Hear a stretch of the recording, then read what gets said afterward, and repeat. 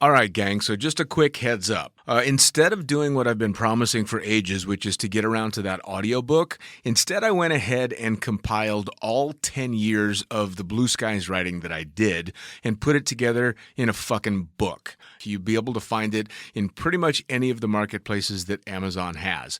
It is literally every single word I ever wrote from that magazine, and it's all put together in nice book form. You can buy it in ebook, you can buy it in paperback, and believe it or not, you can even buy it in fucking hardback. This one not only includes all the articles that were in the first fucking pilot book, but about 60 more articles. It's got 350 or so pages of some pretty funny, inappropriate, and hopefully informative shit. So check it out.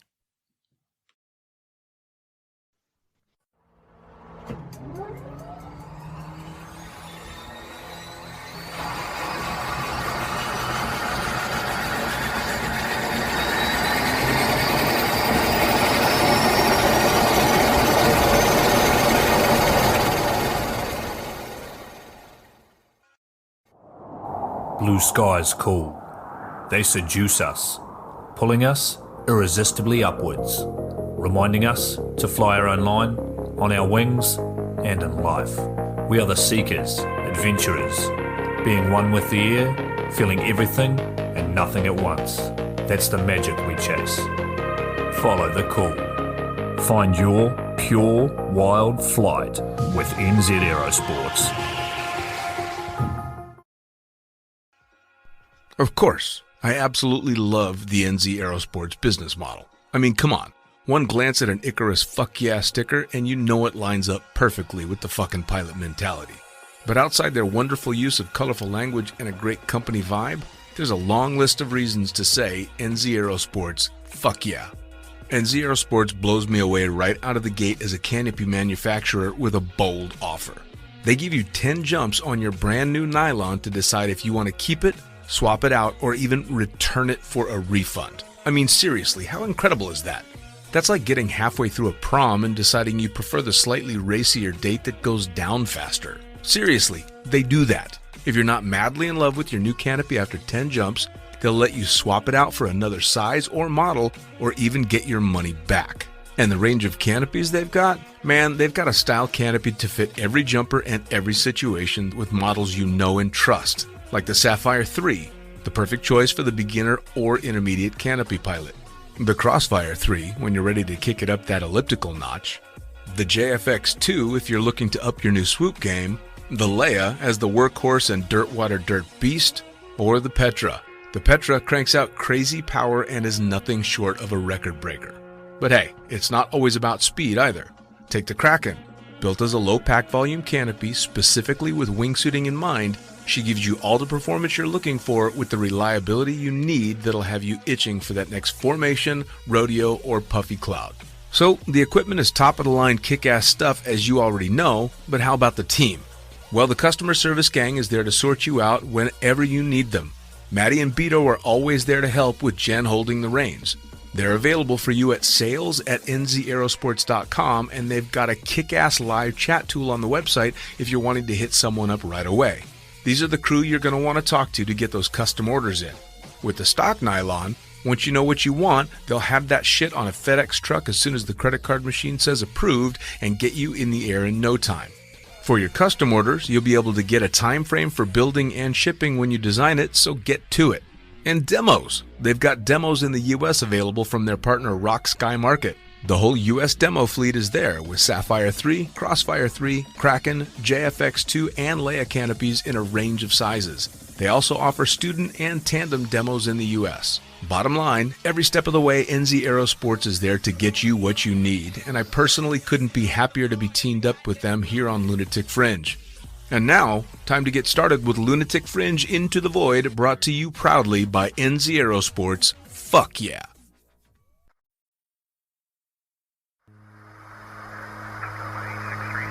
Coming straight from the cockpit, it's another episode of Lunatic Fringe with the fucking pilot.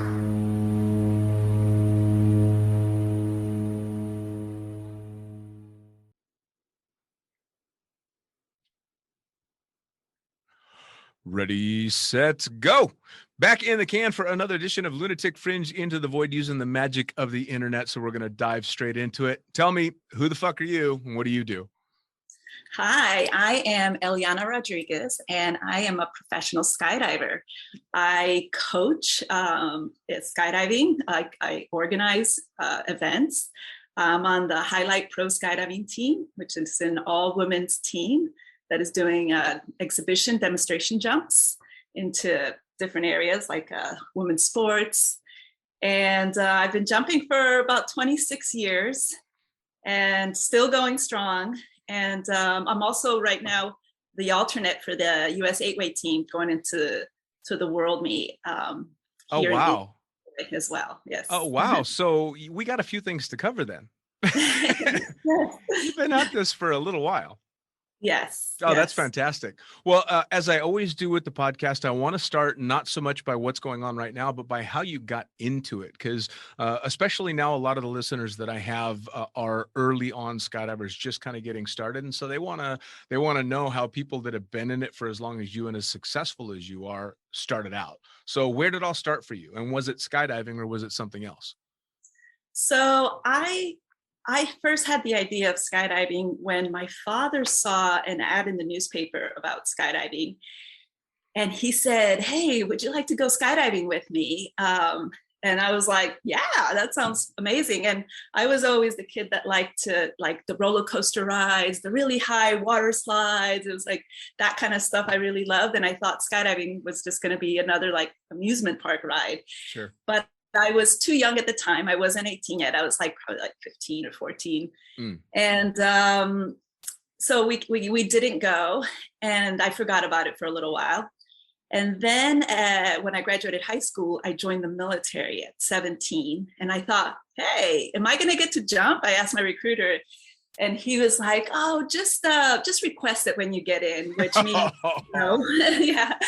And so I joined the military, and as soon as I got to my first duty station, which was Fort Hood, Texas, I requested it, and they were like, "No, they were not an airborne unit, so no."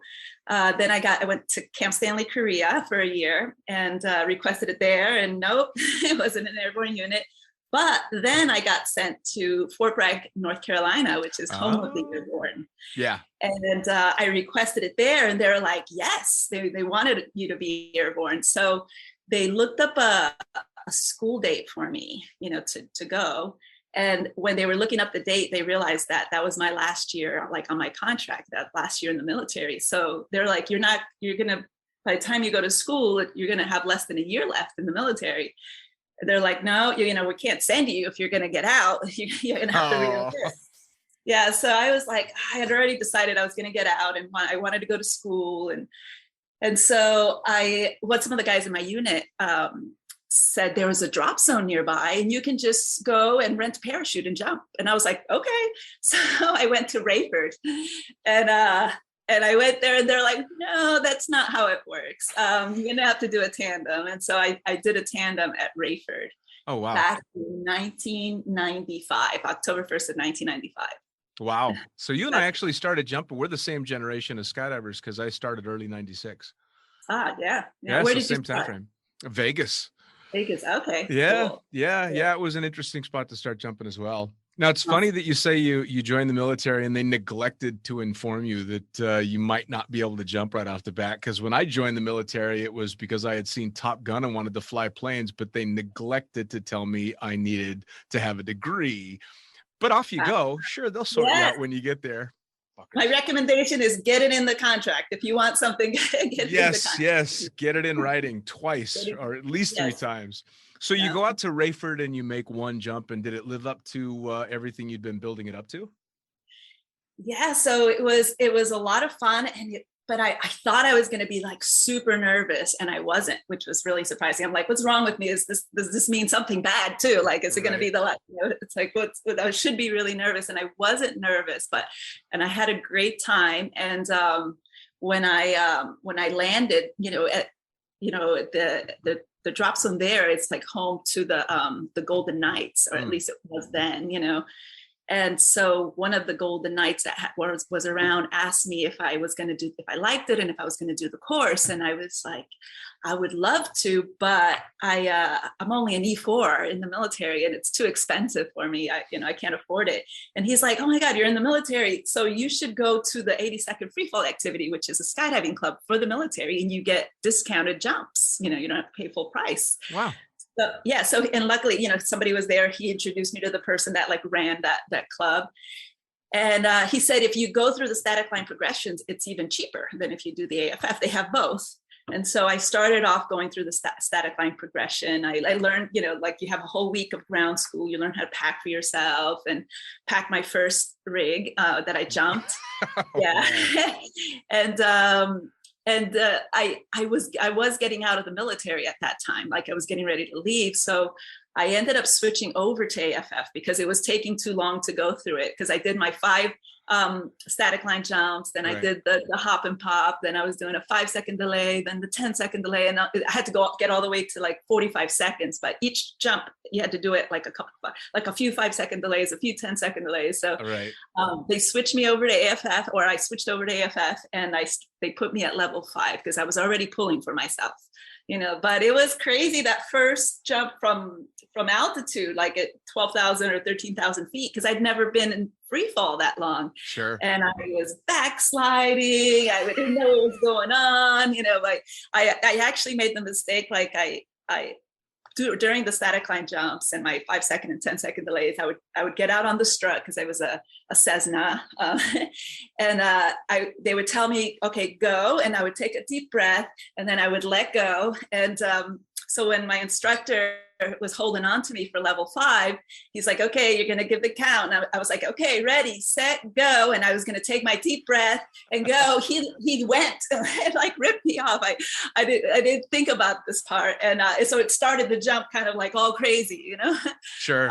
But I had to do, I passed that one, but then I did level 6 a couple times, and I did level 7 3 times because I had a bit of a spin and I would flip over, and it was crazy. And during that time I started to get really nervous and scared. Really? Like, I don't know if this is for me. Maybe this is not, So fortunately, my instructors, one of them, his name's Sam Thistle, he passed away, but he knew somebody that, ran the tunnel in Fort Bragg.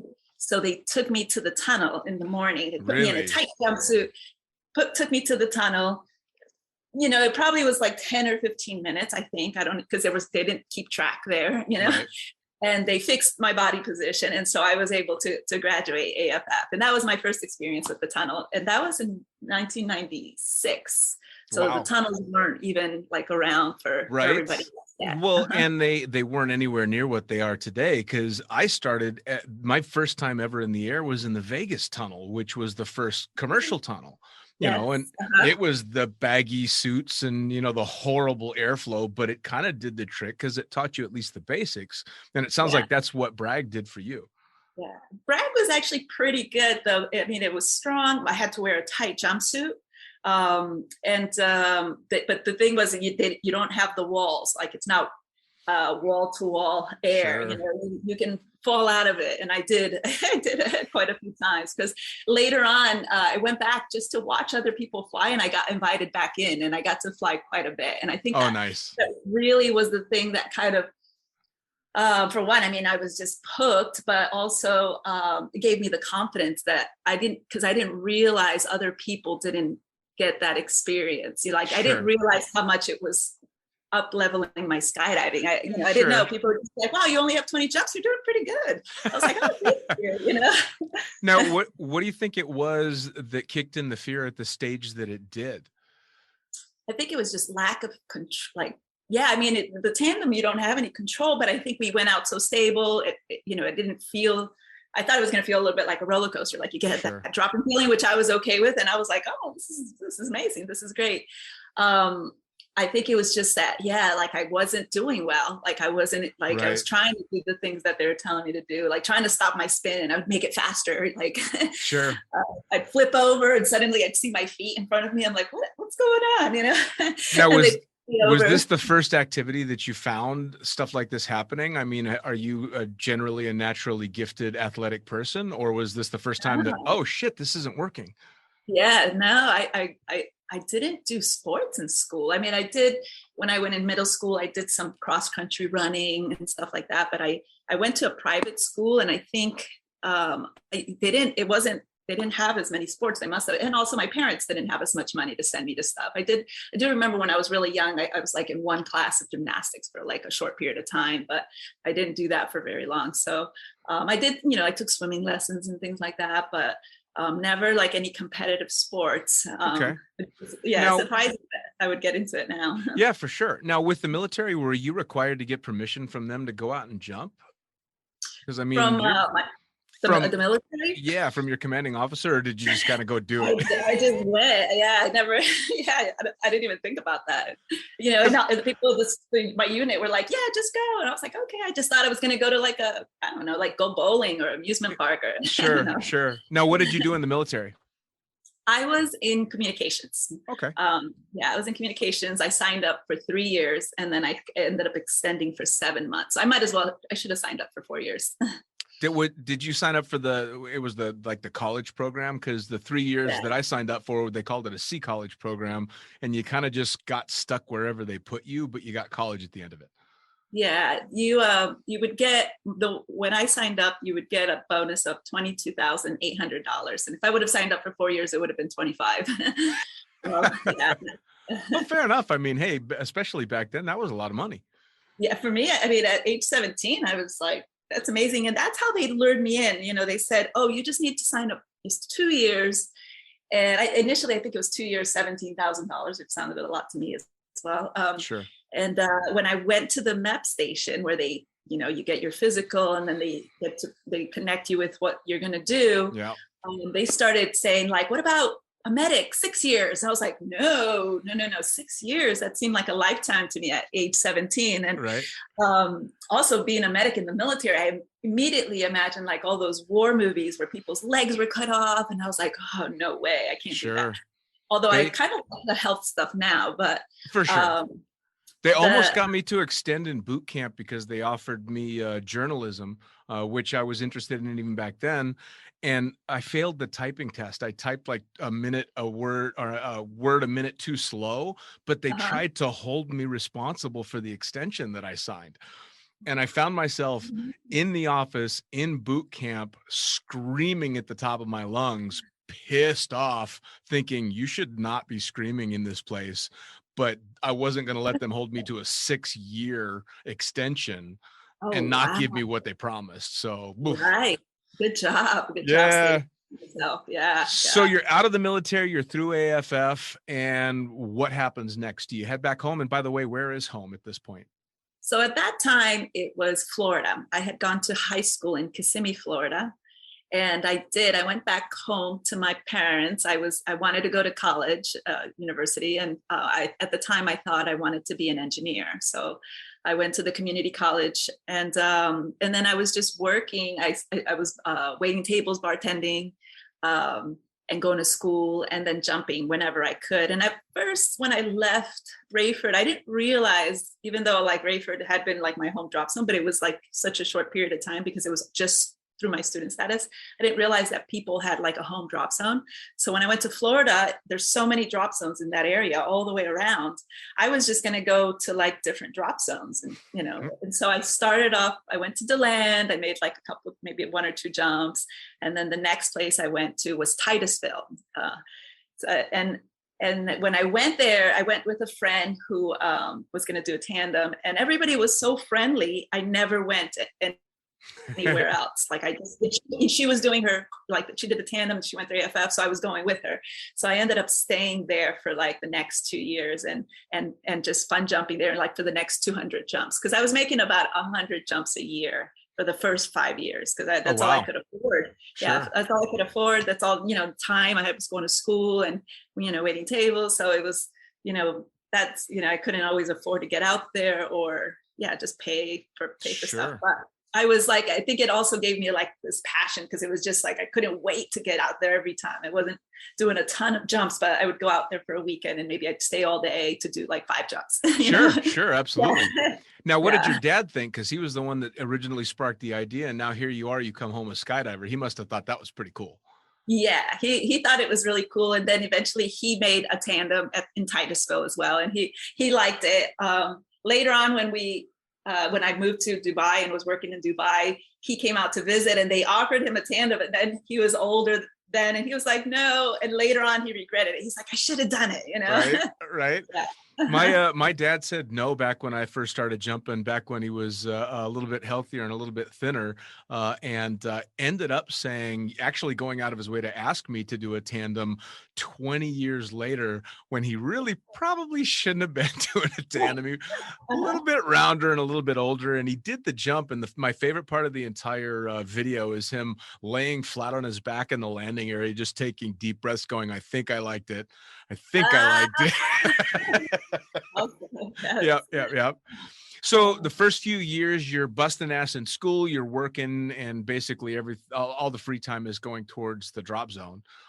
When did you finally go, you know something, maybe I should think about getting into this a bit more? So it was strange because I was still like on the road to like, I'm going to school. I'm going to, I want to graduate. I'm going to be an engineer. That's like the right, like I got to get a career, And a friend from the drop zone said, hey, they're opening up a wind tunnel near where you live in Orlando, which isn't very far from Kissimmee. And she's like, you should go apply. And I was like, no, like I only have 200 jumps. They probably need somebody with like 1,000 jumps, like an instructor. I'm like, no, they wouldn't take me, So she kind of mentioned it a few times and I was like, I'll think about it. But I was like, I really didn't think I would get the job. So, and then we were all, there's one weekend, there was a lot of fires along the East Coast. So Titusville and DeLand took their planes to Zephyr Hills and we all went there to jump. So when we were there, she's like, oh, hey, my friend who works at the tunnel, he got hired at the tunnel. He was that told me that they needed instructors. He's here. Let me introduce you to him. And I was like, oh, okay. So I was like, yeah. So she introduced me to him and he's like, oh, you know what? The general manager, he jumps here. Let me introduce you to him. And I was like, all right. So I went over and the general manager was like, just bring your resume tomorrow. And we'll interview you. And I was like, okay. I was like, I don't have a resume. So like that whole evening I had to be like trying to come up with a resume. And I went and got interviewed and they hired me. And I was like, and so that's how it started. It wasn't like I was trying, like working on it. It was just like, somebody said and introduced me and it's like meant to be. I don't know. And that's kind of what really got things going, working at the time. Seems to be that type of entrance into the sport, or at least working in the sport, seems to be such a common thread among skydivers is, I didn't plan this shit. It just I fell into it. No pun intended. Yes. I knew this person that knew that person, and I kind of just fit this groove. And that seems to be everybody's story. It's bizarre. Yeah, it's amazing. It wasn't, I never like even knew people did it professionally for a long time. Like I was, I didn't know. Yeah, it's crazy. It was wonderful. Well, now, so you got hired as an instructor? Yes, I got hired as an instructor. And for a long time, I was the only female instructor there. But it was a really fun job. Obviously, I went to the interview thinking, okay, they probably won't hire me, but at least I'll get to fly a little, But they actually with the interview was all more, they didn't try me out flying wise, Right. Because they had a couple instructors that they were going to teach you how to handle the students. They're going to teach you how to move around the tunnel and all that stuff. So I guess they realized that you didn't need to, Sure. You didn't need to be, Did you find that being the only female instructor had any issues or any problems with it? I mean, were you just one of the guys? Yeah, I didn't feel that. I felt like everybody was really supportive. I mean, we had a very fun group of people to work with. I think everybody supported each other, and it was I didn't have that sense that I'm the only female, Sure. No, It's kind of funny because there's quite a few similarities in our paths, in that I ended up working in the Vegas tunnel very, very early in the sport, and worked with somebody who I'm sure you know, Mary Tortomasi, who was the only female instructor there, and she and I actually ended up making a sky surfing team. So it's very much a parallel, but coming from the guy side of things, I never thought of Mary as anything other than another instructor, another jumper. So it's kind of cool that it was the same for you on the other side of the coast, Yeah, super cool. It was awesome. It's such a fun group. Sure. Now, from the tunnel, how did that start to work its way into working as an instructor, basically a professional skydiver? Because that's a bit of a leap. Yeah. So working at the tunnel, it was actually a pretty amazing place to be, because that at that time, that was the only, besides the flyaway tunnels, that was the only tunnel that, you would wear your regular jumpsuit, your weight belt, you just wore what you wore skydiving, and people started using it as a training tool for competitions or for, just to learn.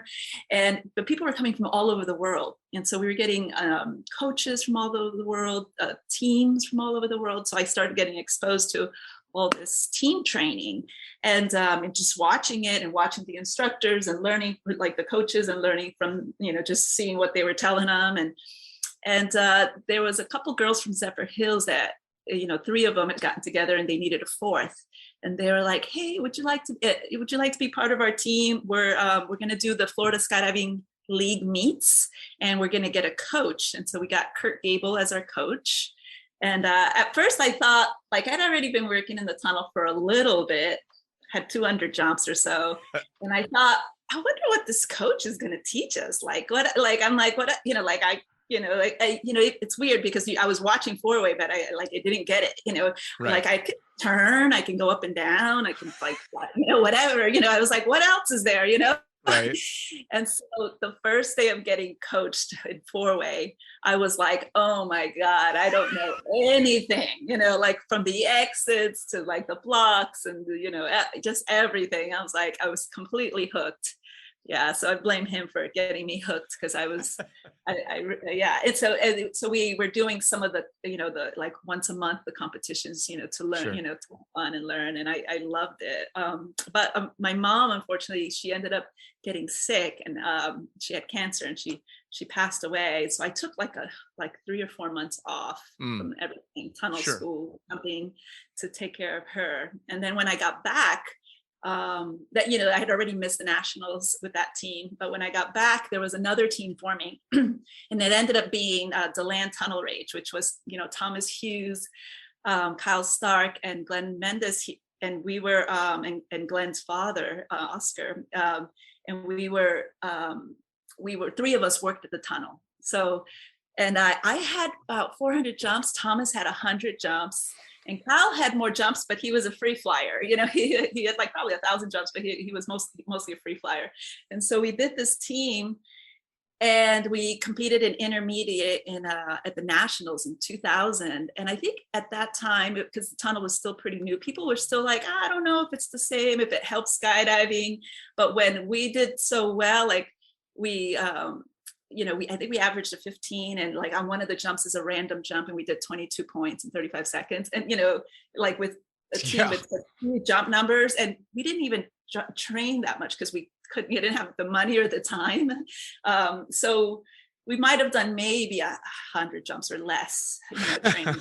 And so then I think it helped people realize, like, wow, you can train some four-way in the tunnel and really make some gains. Yeah, absolutely. Well, and I mean, without jumping too far ahead, you won a couple of competitions since then. Yes, I have. A couple. I mean, let's fuck it. Let's actually go over your resume, because you have been a competition skydiver for most of your career, for the most part, and excelled with some of the most amazing teams that have ever flown. So give me the whole list. Let me hear about it. Yes. So, I mean, after that team and that nationals, a women's team, a women's group called me, and they were like, hey, they're having the World Cup in Eloy, Arizona, and there's no women's team. And so they're going to let us put this team together, even though there was none at the nationals. And so we went to the World Cup. You know, we didn't have a lot of training jumps, but it was a new event, and we won the World Cup. So that was the first big win, winning the World Cup as a U.S. women's team. Synchronicity. Wow. So then the world meet, for some reason, it was like 6 months later in Spain in 2001. And so we trained really hard. It was the hardest I'd trained up to the time, because we made 300 jumps in 6 months and did lots of tunnel, got coaching from Joey Jones. And we went to the world meet. We battled it out and we won the world meet. So that was the first world championships in 4-way formation skydiving with women. And it was really actually a really big turning point in my life, because before that I was still like, I'm going to school. This is my like a hobby, even though I love it, I'm passionate about it, but I would kept saying, after this team, I've got to take a break, because financially I needed a break. Right. And I needed to focus on school.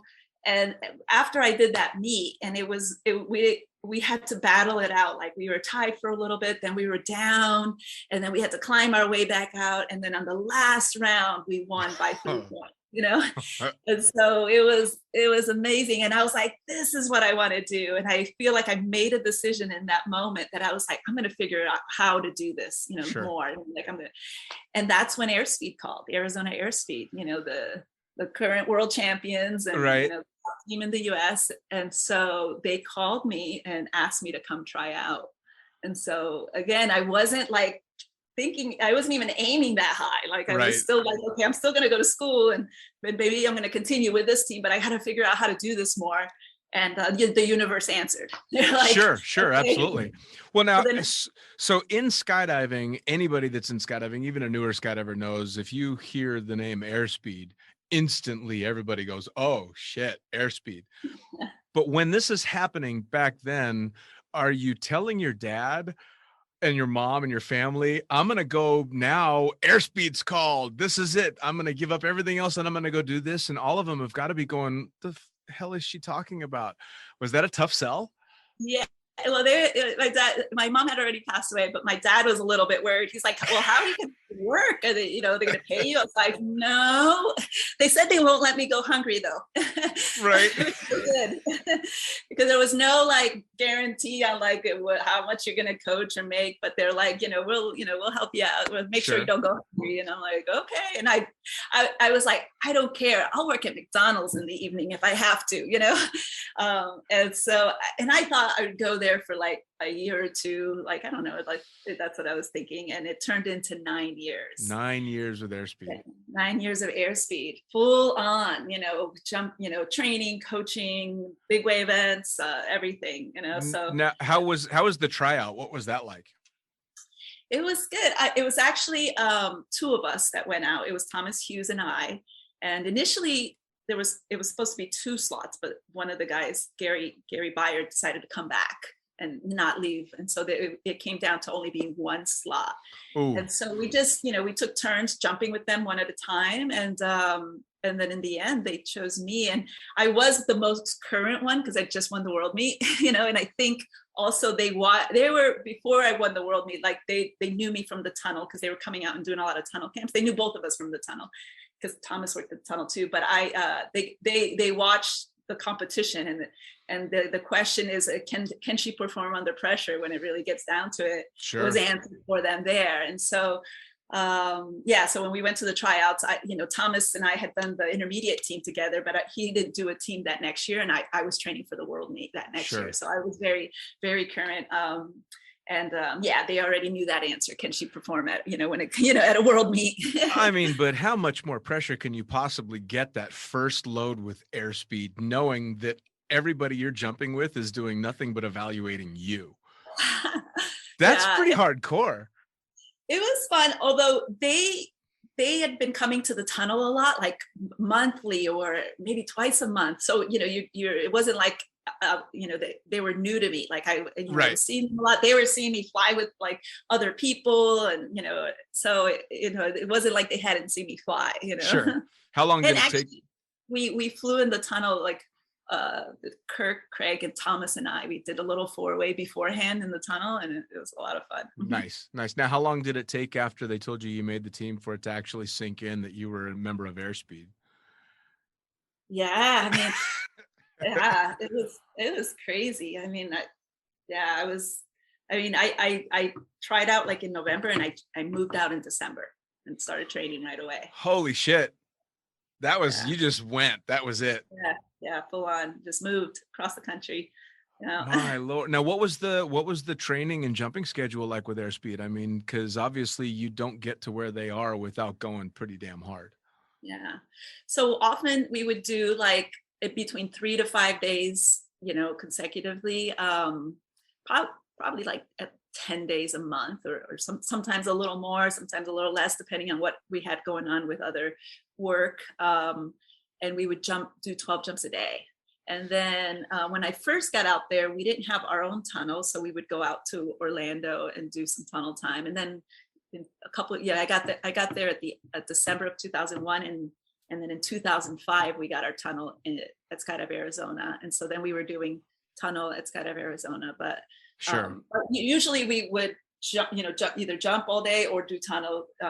We didn't always combine it, like where we went back and forth, Sure. Well, now you're one of the few jumpers that I've been able to talk to that didn't have their foot in chucking drogues or doing AFF and all that stuff to try and get the bills paid.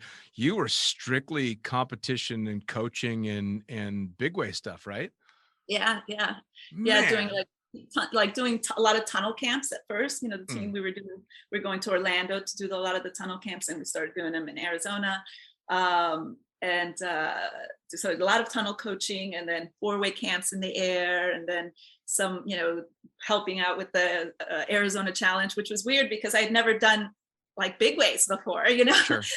I think the most I'd done was a 20-way, like way back in the day. And so at first I was just more with one of my teammates, paired up with them. And Sure. And then eventually I started taking my own groups, but it was kind of interesting. It was like the top of the top in like all these formations. And I was like, the biggest I've done is a 20-way.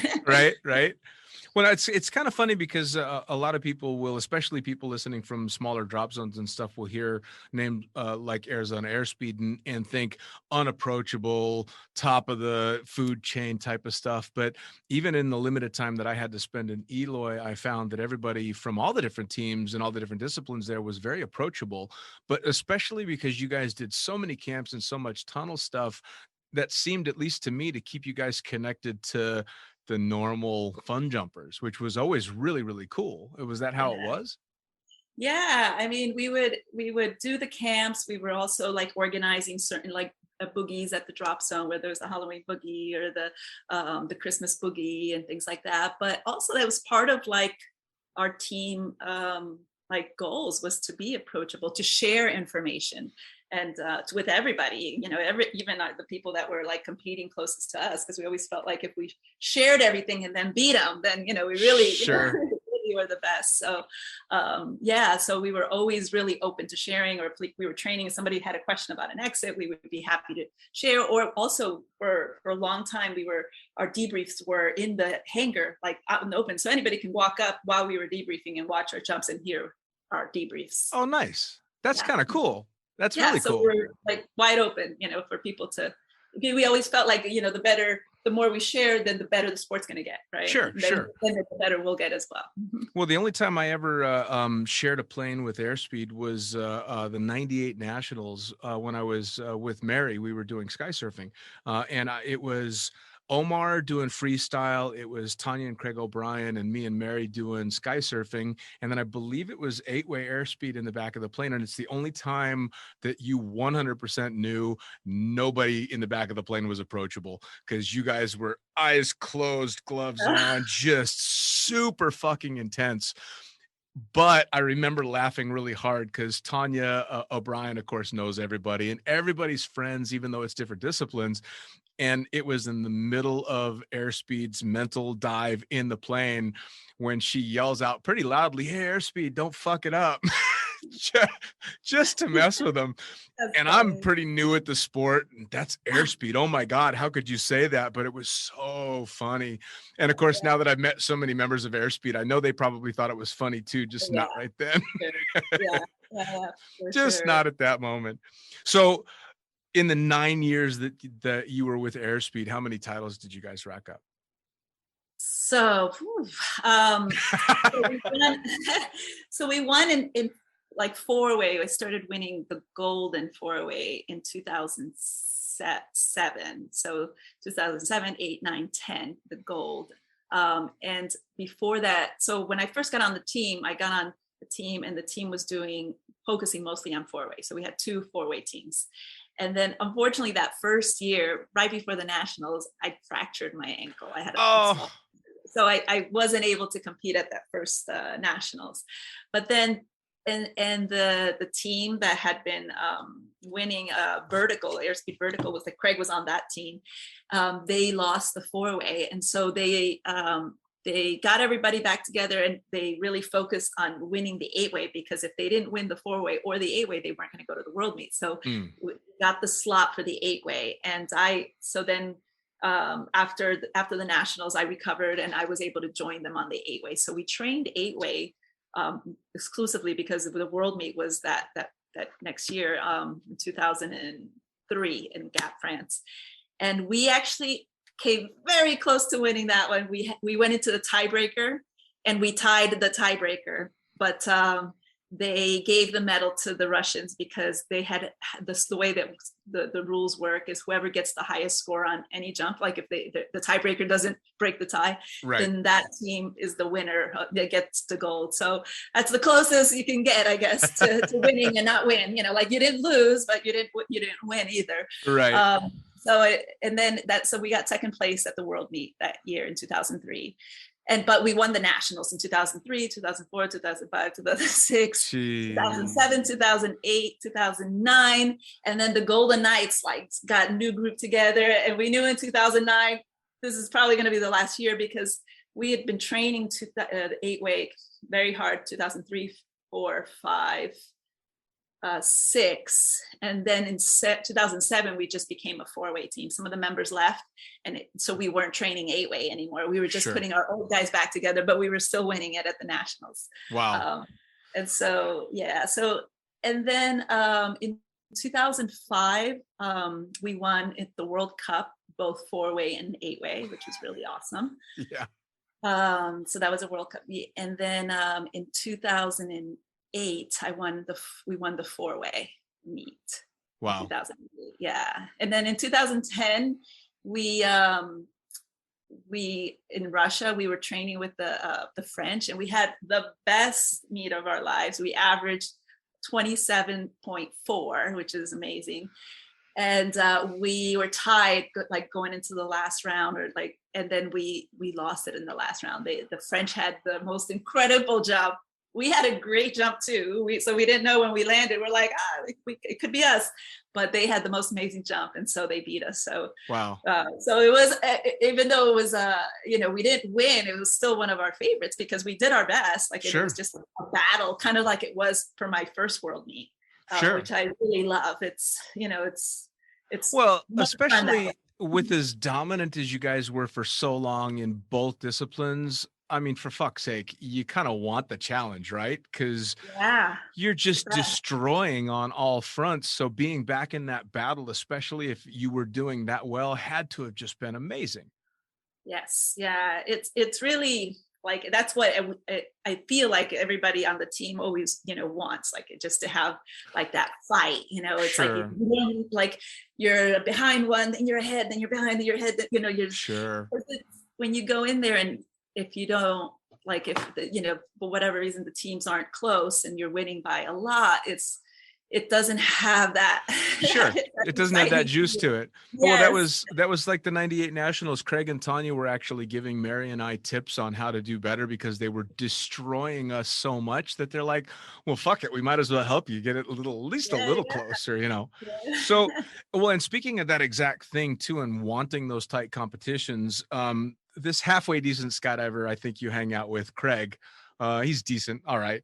Was helping train the Russians. And when I had him on the podcast, I was asking him if he was getting shit for it. And his response was something along the lines of, yeah, I am. But at the end of the day, we all just want a better competition. So why shouldn't I help the competition to train here and there? Because we all just want a good, clean fight, right? Yes. Which is so cool. Yes, yeah, yes, and with 8-way, it's such a challenge. It's hard with 4-way to get 4 people to commit that much time and money, and you have to be together years to get to that level. And so with Sure. 8-way, you can imagine trying to get 8 people together, and so yeah, the more we can help people grow, the better the competition is going to be. Sure. Now, Mhm. specifically when it comes to the jumps, which was more demanding, 4-way or 8-way? So I mean, they're both great, but 8-way can be exponentially tougher in not in the air, but on the ground, like Mm, moving 8 people together, whether you're traveling or like trying to make decisions. It's like exponentially. It's not just doubly, it's sure. exponentially hard. So that can get a little tricky. So when you go from 8-way to 4-way, it's like, oh, it feels so easy. Like, there's, just waiting on just a few people, or, like in 4-way, you feel like you could see everything after you've been doing 8-way, when it's Sure. so busy, but they're both really fun, when they're going, Nice. when they're going good. It's really amazing. Now, as Yeah. crazy as it's been for that many years of competition and stuff, I've always found it really remarkable that people that do that can still have such a happy disposition about them. And I brag quite often about the fact that I got Craig to come spend a couple of hours sitting in a toilet with me talking about skydiving, Yeah.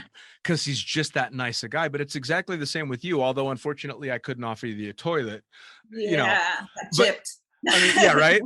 How do you keep it so upbeat? Because I mean, you clearly still love what you do, but I mean, both of you guys and a lot of the people that do what you do are just so good with the people around you. I mean, how the hell do you do it?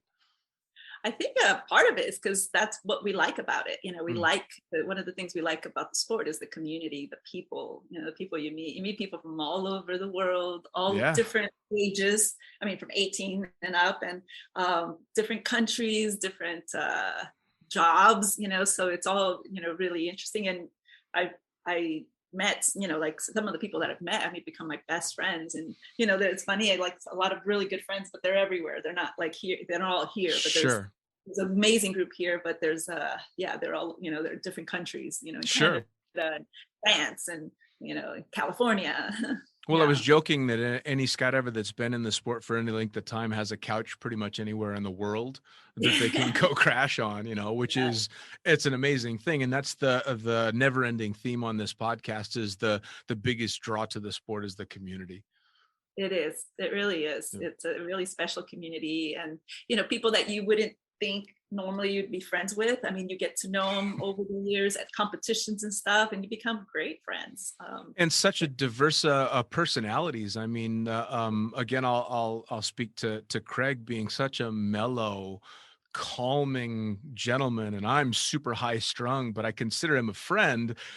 But I would never put that match together in any other circumstances other than skydiving, right? Yeah, I mean, it's yeah, just yeah. bizarre. It's wonderful, but it's bizarre.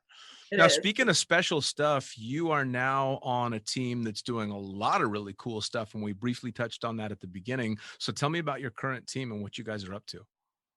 So I am part of the Highlight Pro Skydiving team, and it's a team of an elite, all-female team of women, and we come from different areas, and everybody's really good at what they do, and we're jumping. The team started off because it wanted to um, they wanted to honor the 100-year anniversary of the women's right to vote. Sure. They wanted to highlight that. And so, but that was in 2020. And they jumped into different special areas of, like historical significance. Unfortunately, they didn't have a crowd, but they did put it on social media. So, everybody was on social media definitely at that time during the Sure. pandemic. And so that grew into the team, and it just continued on. And the team is we want to pair up with organizations that are also doing good in the world, like for example, like Angel City Football Club. We just jumped into a stadium in LA in a women's soccer game, the National Women's Soccer League. Sure. And so it was very intense. It was a lot of fun. There was about 20,000 people there. That's awesome.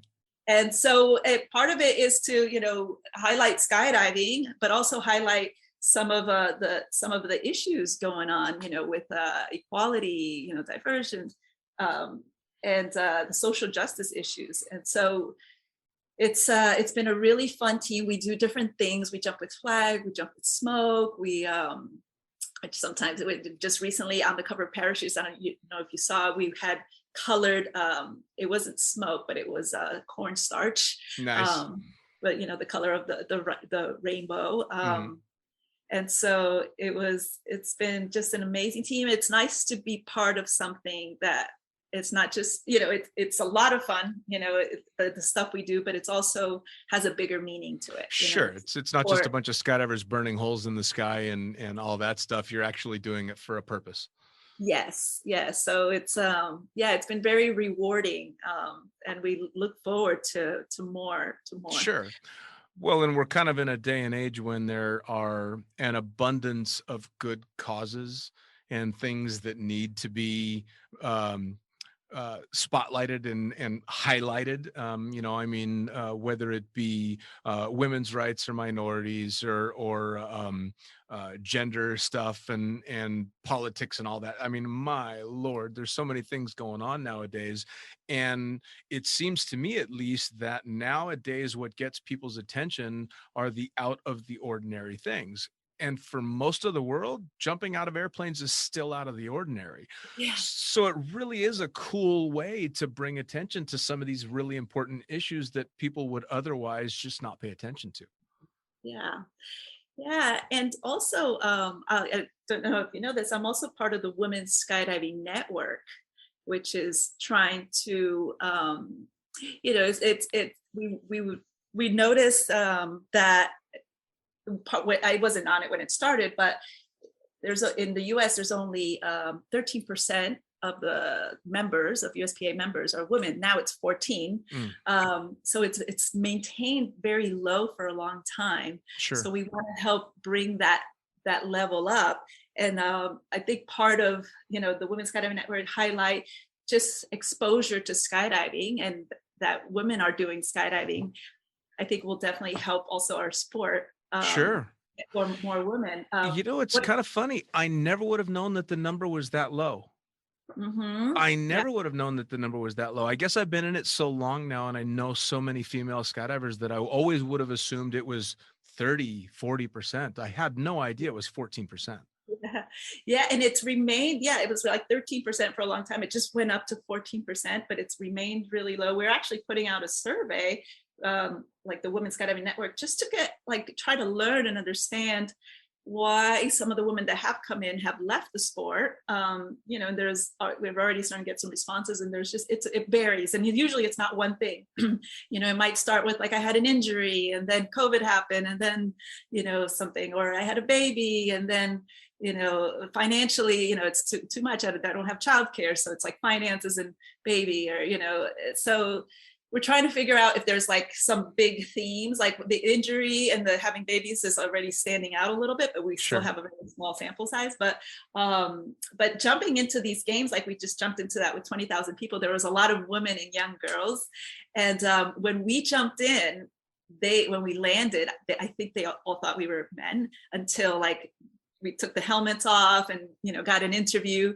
And then Hannah Betts, she was, talking over the microphone, and she was like, you just watched 4 women land, jump into the stadium, and everybody went crazy. Sure. So I thought that was pretty cool. That, those two connecting, those two. Sure. Well, and Hannah, what a badass there. I mean, my Lord, incredible. I just saw an Instagram picture that she posted of her in this black leather jacket on fire. Fucking hell, such a badass.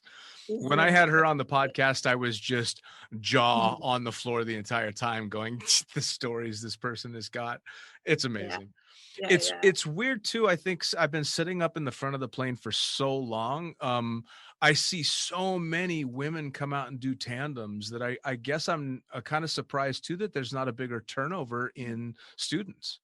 Yeah, I had asked USPA and some drop zones if they keep track of how many women versus men do tandems, because I feel like it's close to 50-50, but it's not something that here in this country that they keep track of. I don't know if they do in other parts of the world. Sure. But it would be interesting to know, is it like, are we losing them right after the tandem, or is it after the course, or is it even close to being the same? Maybe they're just not as many, I don't know. So well, and you, just like me, you've seen 26 years worth of people getting strapped into tandems and jumping out of airplanes. And by and large, in my opinion, that first jump experience is handled much better by women than it is by men. Yeah. So it really is. Women tend to handle that kind of pressure better than men, because we're supposed to be macho. And then as soon as we're scared, we don't know how to fucking handle it. So it's wonderful to see, but I really am kind of surprised that there's not a bigger shift into student status. It would be really cool to see that happen.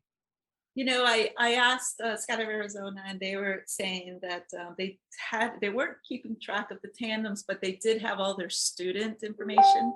But they did say, the person that has worked there for a long time, she said, when women sign up, they follow through and finish the course. Sure. Where men, they actually sometimes sign up and they don't get through. And I was like, oh, that's interesting. So the women that do sign up, they tend to be like all in.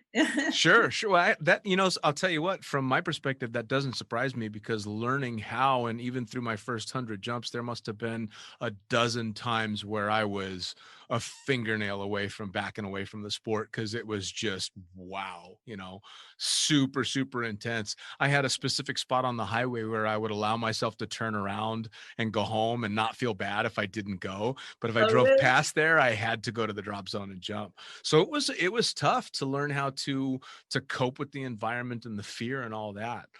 Now, when you've been doing these surveys, have you found that some of the pushback you get from the women that have left the sport is that it was too much of a boys' club? Not yet. I mean, but the ones I looked at, we just put it out. We got like 55 responses. And so it's a very small group. We want to make it a bigger group so we can get a better idea. And they haven't said that. Only 2 people did say sexual harassment, which is sad, but a lot of them were an injury. Like, it started off with, they got injured. So then they were off for a long period of time. And then, either COVID happened, or financially, maybe it was difficult. And so it was like a string of things. So, sure. Some people, might maybe just lost interest. Other people, they had a baby and then it was difficult childcare, or sometimes they had a baby and they were going to come back, but then they saw somebody pass away from skydiving. So then it made them think, I don't know if it's worth it, with my kids. So, sure. Usually it's not just one thing, the baby or the injury, or it's just it's a couple things. Sure. Yeah. I understand. Now, is the Highlight team doing stuff within skydiving as well, or are there plans to do things within skydiving to try and promote to more women and get more women in the sport? Within skydiving, so there has been a few things. Like, for example, recently at Skydive Paris, they had something called the Fresh Meet. So it's a lot of fresh, young skydivers. That's a good name, Fresh Meet. I like it. And so that was Christy Frickin' idea. She's always full of great ideas. Nice. And they had some of the women, the 2 of the women from the Highlight team out there, being like coaches in the air and also on the ground with the canopy stuff. Because like Maxine, she's a canopy pilot, like competitive canopy pilot. Sure. And so she has a lot of background in that, and she's Flight 1 coach. And Melissa, Melissa, Lowe, she's been in the sport forever, so she does it. She does it all. So she was out there. They were all doing like these little mini meets where it was like one coach or mentor, and two young people. So they were part of that. So the Highlight is getting involved in things like that as nice. Well. Now the members are you, Maxine, Melissa, and Melanie Curtis. Yeah. Wow. No, we have 13 members. 13? So holy shit. That's only 4. Yeah. So that's only 4. So it's like Amy Shimalecki, okay, and Melanie, who are, they kind of run the team, own it and run it. And Melissa, Maxine, Hannah Betts, myself, of course. Let me go through.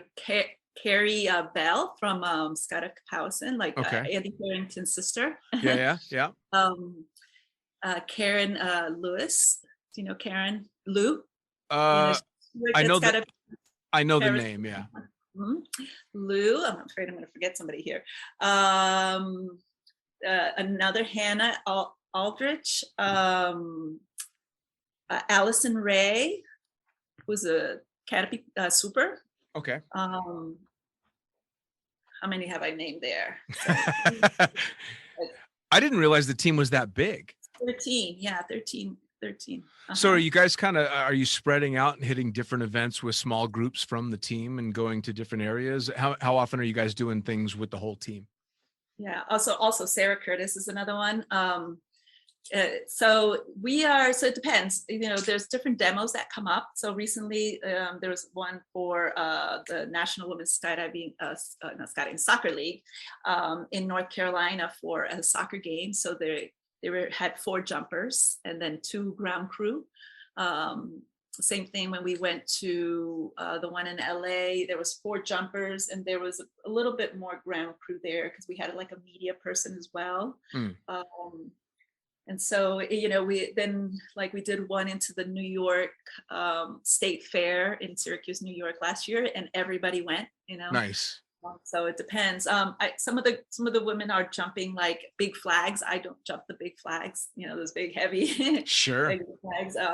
So it depends on what they need for the event.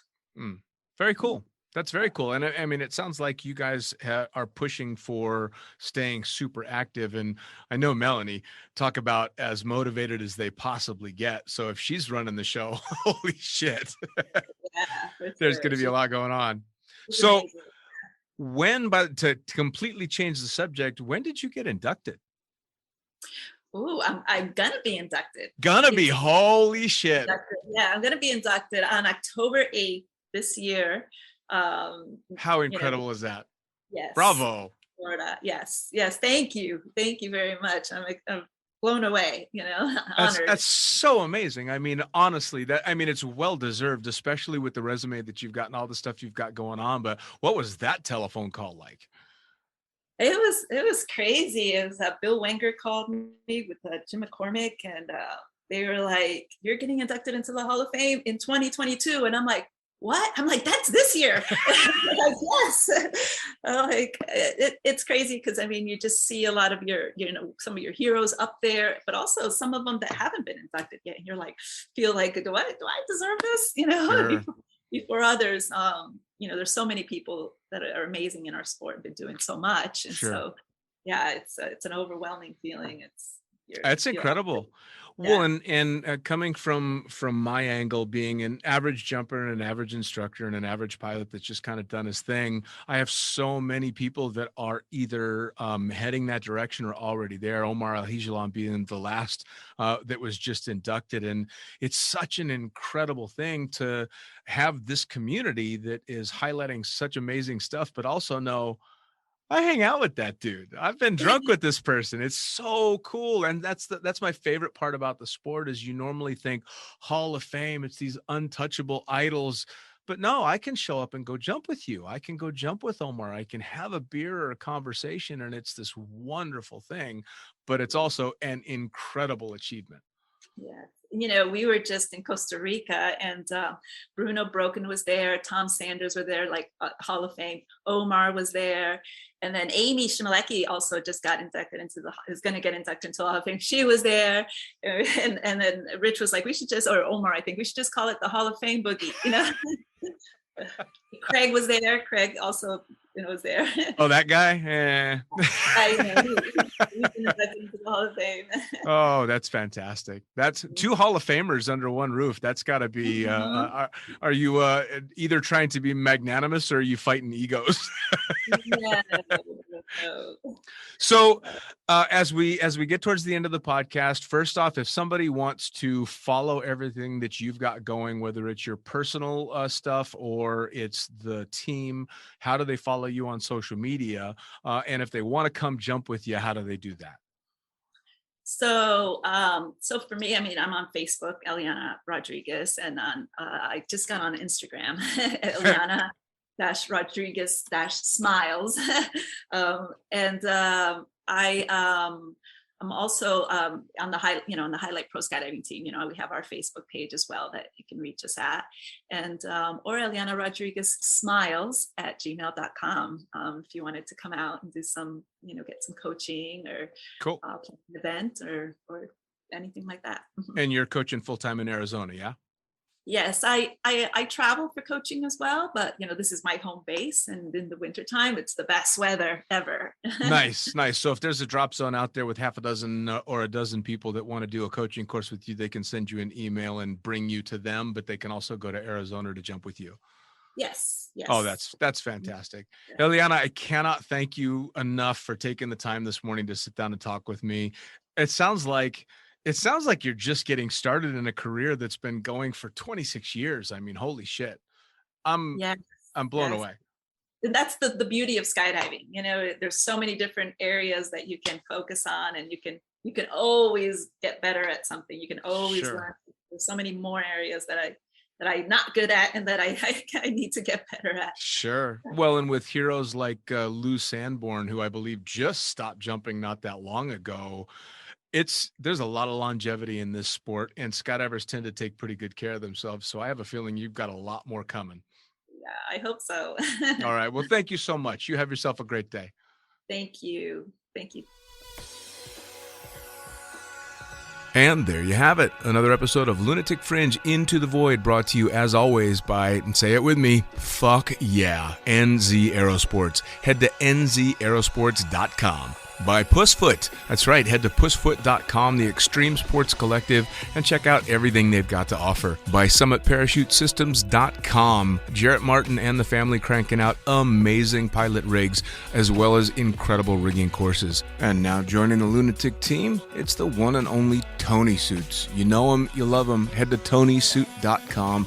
Check out all the amazing standards, as well as the new incredible signature line they've got going on. And as for us, the Lunatic Fringe is now on YouTube. That's right, you're going to have the chance to put faces to the audio by heading to youtube.com and looking up the Lunatic Fringe podcast. It's easy. Hit the like button, hit the subscribe button, check out all the amazing videos from the previous guests that we've had, as well as new and upcoming interviews on video. As always, I am the fucking pilot. Head to thefuckingpilot.net or theprincesspilot.com. Thanks for joining. We'll see you next time around.